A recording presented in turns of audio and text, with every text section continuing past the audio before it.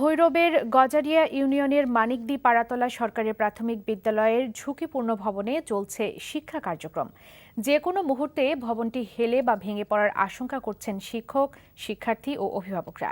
নেই পর্যাপ্ত বেঞ্চ, আছে শিক্ষক সংকটও। বিস্তারিত ভৈরব থেকে মোস্তাফিজ আমিনের পাঠানো রিপোর্টে। ভৈরবের গজারিয়া ইউনিয়নের মানিকদি পাড়াতলা সরকারি প্রাথমিক বিদ্যালয় ভবনটির নিচের মাটি সরে গেছে। এছাড়াও ফাটল ও গর্তের সৃষ্টি হয়েছে ভবনটির বিভিন্ন স্থানে।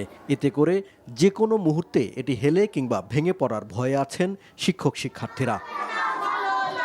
এছাড়াও ৬ শতাধিক শিক্ষার্থীর জন্য নেই পর্যাপ্ত বেঞ্চ।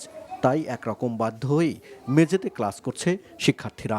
আমাদের এক বেঞ্চে 4 জন করে বসতে হয়। আমাদের বিদ্যালয়ে অনেক ভাঙাচোরা, আমাদের এখানে ক্লাস করতে খুব ভয় করে। বারান্দার অবস্থা অনেক জায়গায় গর্ত হয়ে গেছে, শ্রেণীকক্ষের ভেতরে বড় বড় গর্ত হয়ে গেছে, বেঞ্চ বসানো যায় না। একটা রুম আছে, আমি অফিসে রেখে দিছি। 2009-10 অর্থ বছরে বিদ্যালয়টির পুরাতন ভবনের ওপর দ্বিতীয় তলা সম্প্রসারণ করা হয়, কিন্তু এলাকাবাসীর অভিযোগ নিম্নমানের কাজ হওয়ায় ভবনটির এই বেহাল দশা। বাচ্চারা অনেক খেলে দোলে স্কুলের ভিতরে থাকে, কোন সময় ভাঙে পড়ে এটা কোনো গ্যারান্টি আছে? আমাদের ছোট ভাই বোনদেরকে স্কুলে পাঠাতে আমাদের সমস্যা, অনেক বই হয়।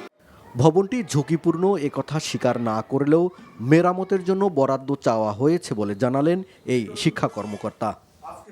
মেরামতের জন্য প্রায় 6,92,000 টাকার মতো আমরা মেরামতের জন্য চাহিদা পাঠিয়েছি।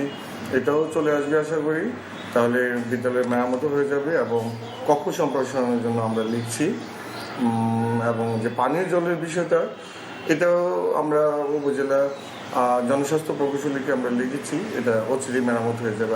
কোনো অনাকাঙ্ক্ষিত ঘটনার আগেই প্রয়োজনীয় পদক্ষেপ নেবার দাবি অভিভাবকদের। NTV news desk.